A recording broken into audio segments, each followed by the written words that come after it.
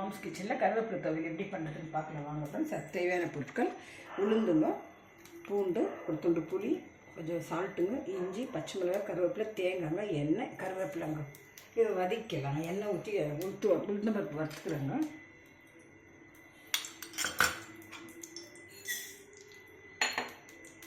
மிளகா, புளி, காஞ்ச மிளகா, பச்சை மிளகா, தேங்காய் போட்டு வறுத்துக்கலாங்க. வந்துருச்சுன்னா ஒரு 2 நிமிஷம் ஆற வச்சுட்டு மிக்சியில் கிரைண்ட் பண்ணிக்கலாங்க. இது ஆறிடுச்சுங்க ஃப்ரெண்ட்ஸ். இப்போ கிரைண்ட் பண்ணிக்கலாங்க.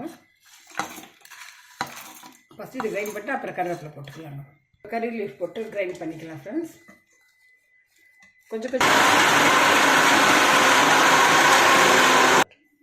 கருவேப்பிலை ரெடி ஆகிடுச்சிங்க ஃப்ரெண்ட்ஸ். இது கொஞ்சம் நல்லெண்ணெய் ஊற்றி சாப்பிட்டிங்கன்னா ரொம்ப உடம்புக்கு நல்லதுங்க. பசி எடுக்காதவங்களுக்கெல்லாம் இது பசி எடுக்குங்க. வீக்லி 3 times 4 times இது பண்ணி சாப்பிட்டிங்கன்னா முடியும் நல்லா க்ரோ ஆகும். கண்ணுக்கெல்லாம் ரொம்ப நல்லதுங்க. ட்ரை பண்ணுங்கள் ஃப்ரெண்ட்ஸ். தேங்க்யூ ஃபார் வாட்சிங்.